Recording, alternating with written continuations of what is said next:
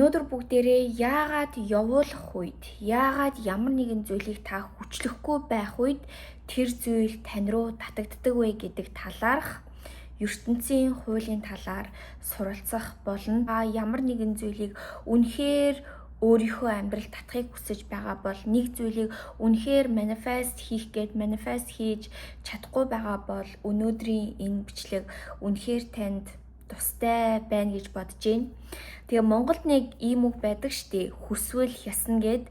Би энэ үгийг анх ерөөсөө ойлгодгүй байсан бохгүй юу? Яагаад гэвэл manifestation гэдэг чинь ямар нэгэн зүйлийг үнэхээр хүсэл мөрөөдлөө бий болгоод тэр зүйлийг бид нэр өөрсдийнхөө энэ 3D ертөнцид бий болгохыг хэлдэг штеп. Тэгээ энд мэдээж буруу зүйл байхгүй. Би яг хүсэл мөрөөдлөө яг бий болгоод энэ дүрмийг баримтлаад амьдралдаа зөндөө олон зүйлийг татаж байсан. Тэгээ яагаад би зарим зүйлийг үнэхээр хүсээд байгаа мөртлөө зарим зүйлийг би манифест хийх гээд үнэхээр хичээж байгаа ч гэсэн тэр зүйл надад ирэхийн тулд ийм удаан хугацааг шаардаад байгаа юм болоо гэд гайхсан тийм мэдрэмж надад айгүй их төрдөг байсан бохгүй юу.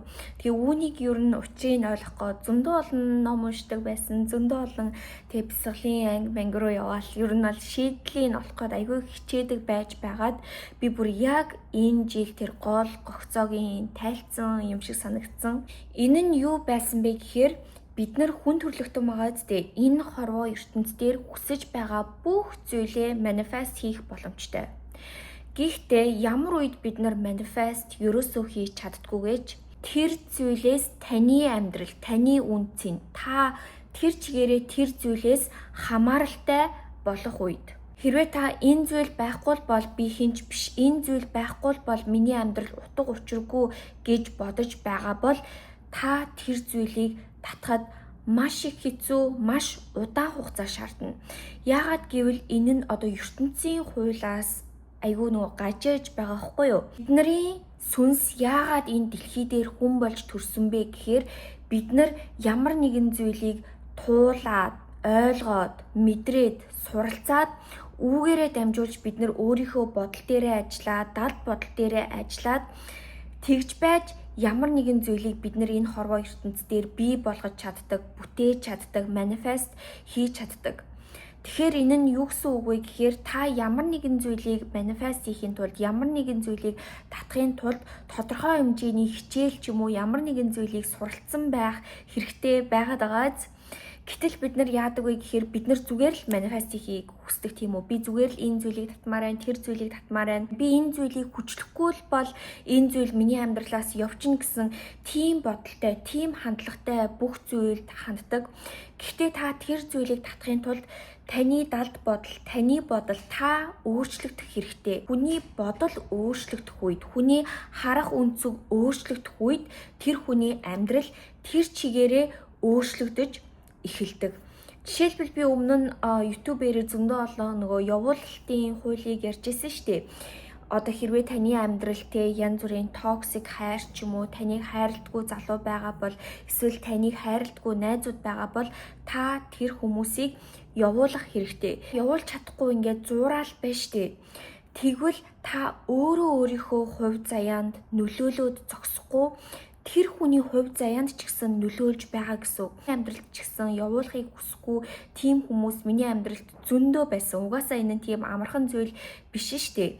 Гэхдээ та яг ингээд явуулах үед бүр ингээ хорвоо ертөнцөөс бэлэг ирж байгаа юм шиг араас нь танд гайхалтай зүйл тохиолдол, гайхалтай хүмүүс ирэл таны татаж чадахгүй байсан карьер, өөрийгөө олох гэд бүх бэлгүүдийг амьдрал танд өгдөг. Тэгвэл миний хувьд намайг гацааж байсан зүйл юу байсан бэ гэхээр би ямар нэгэн зүйлийг манифест хийхдээ үргэлж зөвхөн тэр эцсийн үр ашиг руу нь л маш их анхаардаг байсан.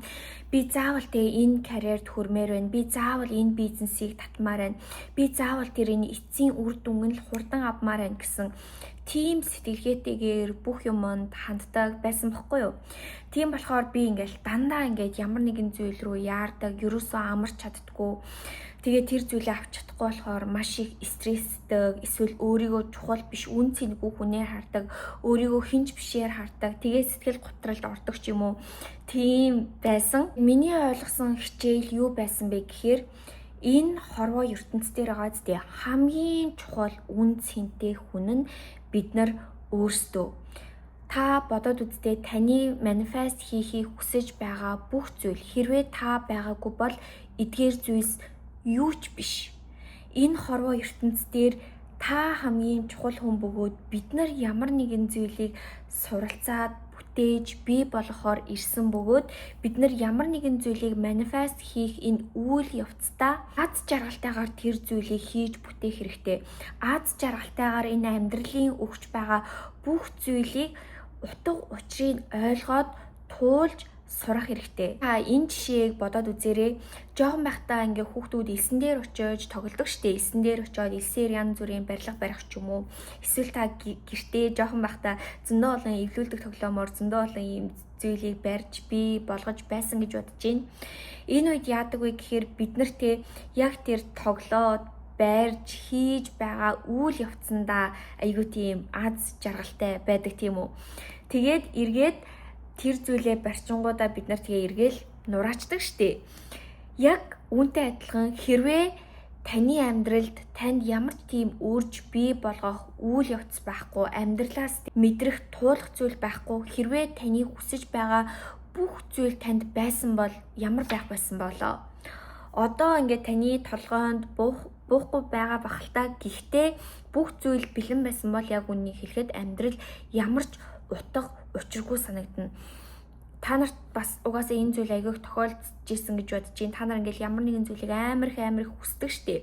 Хүсэл тэр зүйлээ авсны дараа хэсэг хугацааны дараа эргээл дахиад та өөр зүйлийг хүсдэг. Эргээл нэг утга учиргүй юм шиг санагдаад байдаг штеп. Эсвэл бид нөр өөртөө ингээд янз бүрийн айгүй өндөр зорилгоодыг тавьчихдаг штеп. Би энэ зүйлд хүрмээрэн, тэр зүйлд хүрмээрэн ингээд. Тэгээ тэр зүйлдээ хүрснийхаа дараа дахиад би дараагийнх нь тэр зүйлд хүрмээрэн, энэ зүйлд хүрмээрэн ингээл бидний нөгөө энэ шунал хүсэл гэдэг чинь бүр ингээд угаасаа барагдшгүй. Тэгээ бид нар юу гэж боддог вэ гэхээр бид нар ямар нэгэн зүйл хүрээд тэгээд амар сайхандаа жаргажээ гэд бүх зүйл дуусна гэж боддог штеп. Гэхдээ үгүй юм бэлээ. Хүн ямар үед хамгийн их аз жаргалтай байдаг вэ гэхээр яг тэр жоохон хүүхэд элсэн дээр барилга барьж байгаа юм шиг яг бид нар жоохон байхдаа янз бүрийн тоглоомоор янз бүрийн зүйлийг бий болгож байгаа юм шиг бид нар энэ бүтээж байгаа үйл явцдаа хамгийн аз жаргалтай байдаг юм бэлээ. Хамгийн их утга учирыг түүнээс олдог юм бэлээ. Тэгээ одоо бодоод ахад би ч гэсэн яг ингээд YouTube хийгээд ч юм уу ямар нэгэн утга учиртай зүйлийг хүмүүст ингээд түгээж байхдаа, бүтээж байхдаа өөрийгөө чухал хүнээр мэдрээд би нэрээ ийм үнцэнтэй, би чинь ийм гайхалтай зүйлийг би болгож байгаа штэ гэсэн тэр гайхалтай мэдрэмж надад хамгийн их аз жаргалыг өгдөг юм байлээ гэдгийг би энэ жил л ойлгосон. Тэгээ мэдээж би зөндөө олон зүйлийг бүтээхээсээ угаасаа зогсохгүй. Ягаад гэвэл ийм юмыг хүн бүтээх тоолондоо илүү ихтэй үн цэн гайхалтай зүйлийг өөртөө авч байгаа штеп. Түүнээс гадна та маш нэг чухал том манифесташны талаарх энэ зүйлийг ойлгох хэрэгтэй. Энэ хорвоо ертөнцийн дээр та хүссэн бүх зүйлээ манифест хийх боломжтой. Дээрээс нь энэ хорвоо ертөнцийн дээр та энэ хүсэл мөрөөдлөөрөө дамжуулаад өөрийнхөө зорилгыг олоод ямар нэгэн зүйлийг энэ хорвоо ертөнцийн дээр бий болгохоор төрсөн. Та энэ бий болгож бүтээх үйл явцдаа ганцаараа бүтээх биш, та бусдад ч гэсэн бүтээгээд бусдын хүсэл мөрөөдлийг ч гэсэн дэмжихээр ирсэн. Тийм болохоор таны манифест хийхийг хүсэж мөрөөдөж байгаа та магадгүй багш болохыг хүсэж магадгүй, мундаг бизнесмен болохыг хүсэж магадгүй. Энэ таны бүтээхийг хүсэж байгаа бүх зүйл чинь ямар нэгэн байдлаар бусдын амьдралыг гайхалтай болгох, бусдын амьдралыг дэмжих ямар нэгэн тийм үн цэнийг энэ хорвоо дэлхий дээр заавал бий болгох хэрэгтэй. Яагаад гэвэл хүн болгоны үүрэг нь энэ хорвоо ертөнцийн дээр байгаа үүрэг нь ердөөл тийм.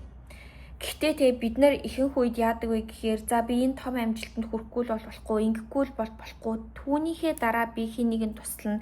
Түүнийхээ дараа би орчин тойрондоо байгаа хүмүүсээ аз жаргалтай болгоно гэд бид нар дандаа тэгж боддог штеп.